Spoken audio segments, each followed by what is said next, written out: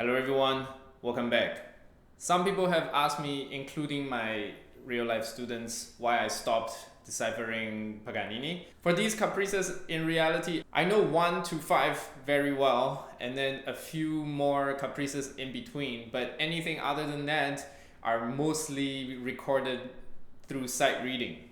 And the way I record the ones that I don't know is I would just start recording from the very first sight reading, and then I would just repeat and refine it on top of that, and that just got too stressful. If you look at my number 6, number 17, and number 18, they are very rough. And it was very hard to get everything in one take within a day sight reading. And then after that, I took a little break, and as you know, once you lose momentum, it's very hard to start again. My dream was always to have a little concert and then go on stage and ask, name a number, and from 1 to 24, and whatever number they say, I would play from the Caprice. I mean, it is just a dream, but it would be cool if I can do it. But now that I stopped a little bit, I lost momentum. I started having self-doubt whether I can do it or not. It's hard to get over that hurdle mentally to start again, but I have to get over myself and just do it. You gotta start somewhere, right? Anyway, so in today's video, I will continue the Deciphering Paganini series with number 19, and I will take you through the Caprice and my thought process and how to practice it together. So looking at number 19, if you zoom out from the score and just look at it as a whole picture, the structure is very clear. It's 3 parts. You have Allegro Assai, and then the Sol G, and then back to the Allegro Assai melody. In classical music, that's called tertiary form, I believe. It's like A, B, A, or ritornello. My music theory, it's been a while. I don't remember all the terms, but this is A, B, A. And then the very first full bar would be the introduction. And this introduction is octaves. I play it as finger octaves because this is too squeezy for me, so I use 1-3. And then first position I use 1-4. Switch from 1-3 to 1-4, and then here I always check the note by tapping the fingerboard. So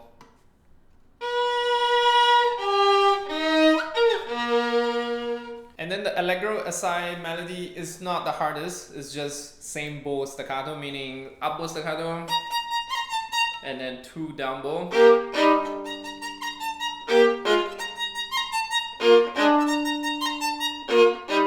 The double stops might be a little bit hard to get it in tune, but overall this is not the hardest. There are some caprices where you have much more up bow staccato and they have to be faster, but I believe in this case it's not that fast. It's like 2 people having conversation. One person is saying something and then the lower voice answers. So if you practice your scales and double stops, this shouldn't be that much of a problem. Now comes the middle part, the G string, Sol G, crazy shifting fast melody.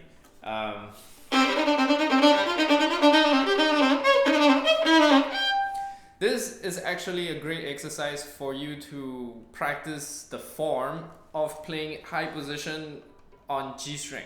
I really suggest playing this slowly, look into a mirror and keep your hand and fingers in check so that when you actually play fast, you won't injure yourself. This is a recipe for disaster if you don't have the proper technique to play on high positions. I got injured playing on high position because I overextended my wrist playing finger octave on A and E string.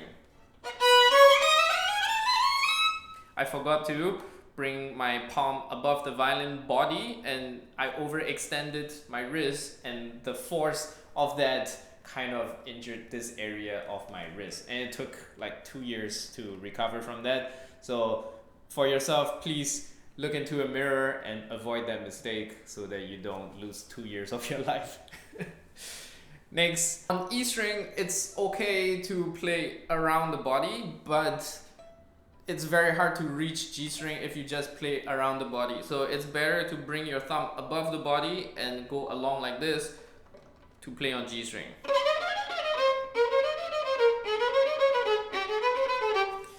I think about positions is that first position to third position, the thumb is okay to be on the side, but starting from fourth position, you need to start turn and then go above. With my younger students, I practice like this with them. I tell them to do the exercise, touch your nose. So you go from first position and then slowly turn and then touch your nose and then come back and then to first position. They're usually like 7 or 8 years old, so they love this exercise because it's funny. But that's the movement you need to go from third position to high position, especially on G string. And to get this particular bar, I think the most difficult part of this caprice is this bar.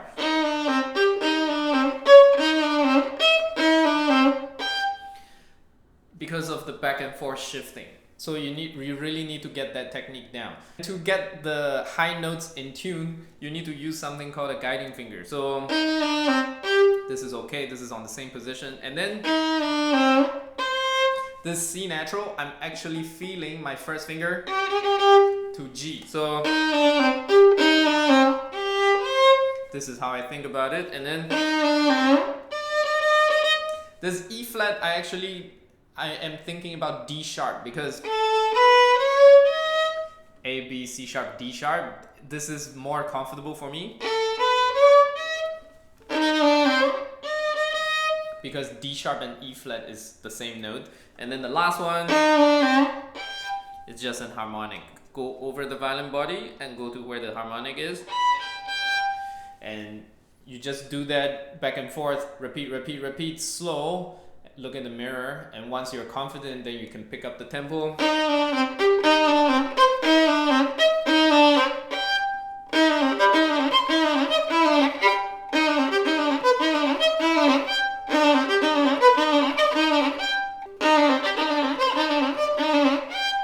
To play this comfortably, you do need a stable violin, so it's not a good idea to clamp down on the violin all the time, but when things like this happen, it's good to have a stable violin so that it does not wobble around. So here I clamp down quite hard just so that it does not move. Afterwards I relax, just don't keep clamping down. So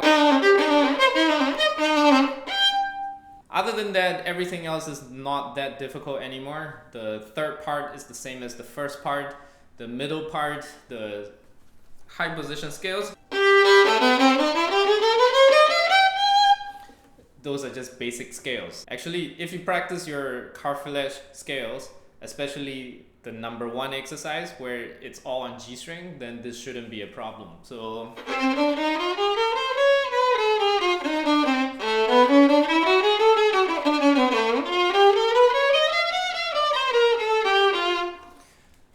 get used to playing in high position. So this is actually an excellent caprice to practice if you want to refine your high position technique. I wish I played this more when I was younger because then I probably wouldn't have injured myself, but who knows. My violin before this one had very high string tension on high position. It was very difficult to play on high position. I have to force my hands, and probably that's how over time I got injured.